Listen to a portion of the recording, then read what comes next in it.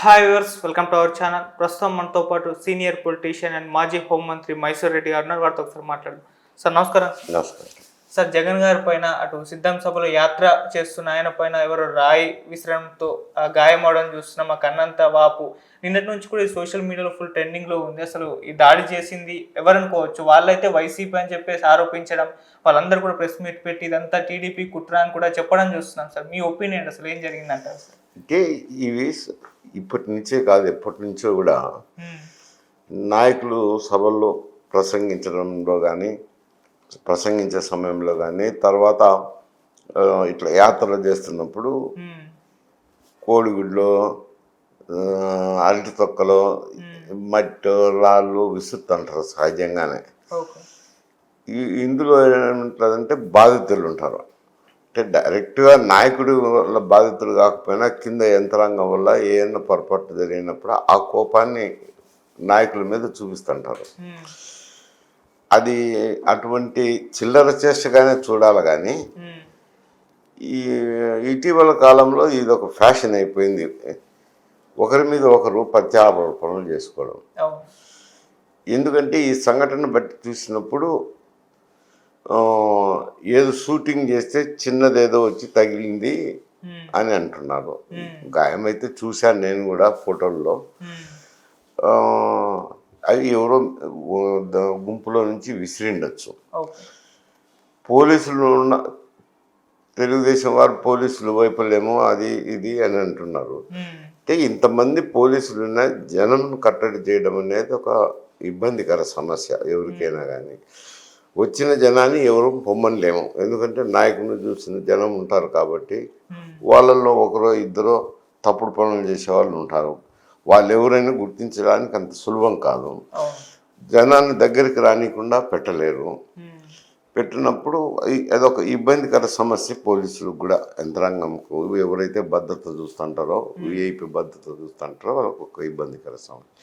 ఎవరు గుంపులో నుంచి తీసివేస్తారు, టక్కన వేస్తే అది ఎవరు వేసినారని ఎవరు గుర్తించరు. అటువంటి తీసుకొని హత్యాయత్నం అనడము అది అంత అనుచిత పదం కాదు. అది వాడికి, ఎందుకంటే అక్కడ ఏదన్నా ఇబ్బంది జరిగిన వాళ్ళు ఒకరు ఇద్దరు ఇటువంటి చేష్టలు చేస్తుంటారు.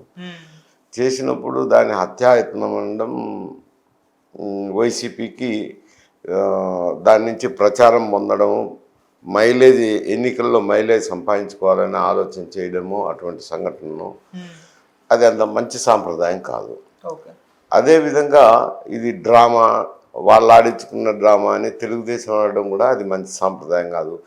ఇది గుంపులో గోయిందా అన్నట్టు ఎవరో ఒకరు జరుగుతుంటాయి. అది జరిగిన సంఘటన అంతవరకే పరిమితం చేసుకోవాలి. కానీ ఇక్కడ ఏమైతుందంటే జనసేన, తెలుగుదేశము, అందులో బీజేపీ కూడా ఒక కూటమిగా ఒక పక్కన ఉన్నారు, వైఎస్ఆర్సీపీ ఒకటిగా ఉన్నారు. ప్రతి చోట ఇద్దరు అభ్యర్థులే ఉన్నారు.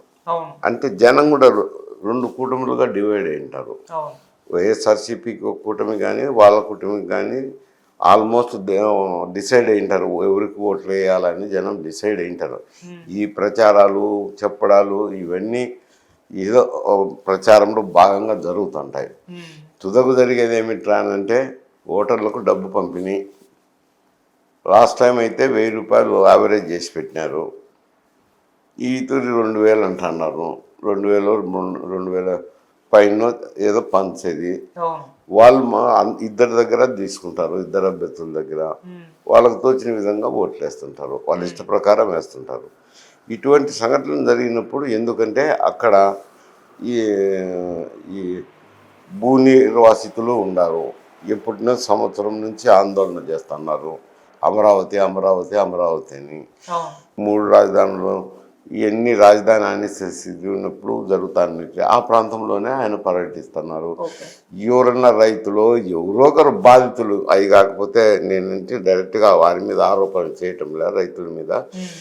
ఎవరైనా కానీ ఉండొచ్చు, ఏదో వాళ్ళకు పని జరగకపోతేనో, అధికార యంత్రాంగం నుంచి సరైన స్పందన లేకపోతేనో, ఇతర ప్రభుత్వం మీద ఒక విధమైన ఏకభావాన్ని డెవలప్ చేసుకొని అది ఇటువంటి సమయాల్లో అటువంటి సంఘటనలు జరుగుతుంటాయి. దాన్ని తీసిపోయి వైసీపీ హత్యాయత్నం చేసినారు, మా మీద కుట్ర పని హత్య చేసేదానికి ప్రయత్నం చేసినారని వైఎస్ఆర్సీపీ అనడం తప్పే. ఇది డ్రామా వేస్తున్నారు ఎన్నికల స్టంట్ అని తెలుగుదేశం అనడం తప్పే. చిన్న సంఘటనను ఇద్దరు రాజకీయ అడ్వాంటేజ్, పొలిటికల్ అడ్వాంటేజ్ కోసం తీసుకుంటున్నారు. ఓకే అంటే సార్ మరి ఇప్పుడు ఇది పొలిటికల్ అడ్వాంటేజ్ తీసుకునే ప్రయత్నం చేస్తున్నారు కదా, ఎవరికి అడ్వాంటేజ్గా మారే ఛాన్స్ ఉంది, అసలు మారుతుందంటారా? అంటే ఎప్పుడో ఒక మారు జరిగితే ఏదన్నా పొలిటికల్ అడ్వాంటేజ్ వస్తుందేమో, కానీ వైజాగ్లో అటువంటి కోడికత్తి సంఘటన జరిగా చంపాలనుకున్నాడు కోడికత్తి ఎవరన్నా తీసుకొని పోతారా? అత్యాత్మ చేసేదానికి ఎవడు కోడికత్తి తీసుకొని పోడు. ఒకవేళ ఇక్కడ కూడా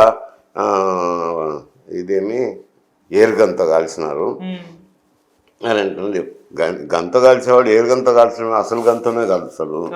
హత్య చేయాలనుకుంటే అసలు గంతనే, అది కంతకు తగులుతున్నాం పైన తగులుతున్నాం ఏడ తగిలినా పోతారు మనిషి.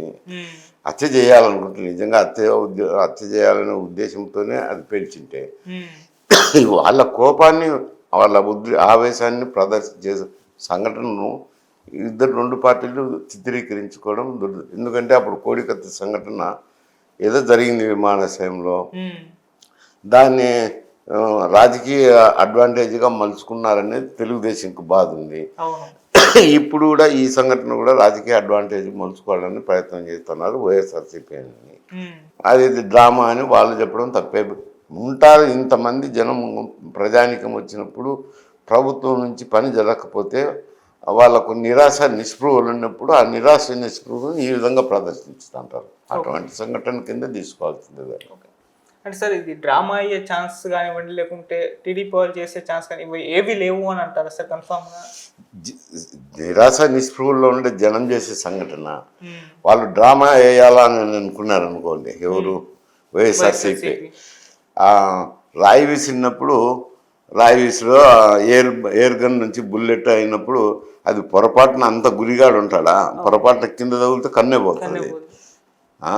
ఒకవేళ నిజంగానే హత్యా ప్రయత్నం చేసేవాడైతే ఈయనకు ఎయిర్ గన్ ఎవడు ఉపయోగించడు, కావాల్సిన ఇలిసిట్ ఆర్మ్స్ దొరుకుతాయి, దాంతో వెళ్ళి చంపుతాడు. ఎయిర్ గన్తో కొట్టి ఎవరన్నా చంపేదానికి ప్రయత్నం చేస్తారా? కాబట్టి వాళ్ళ తీరి తప్పే.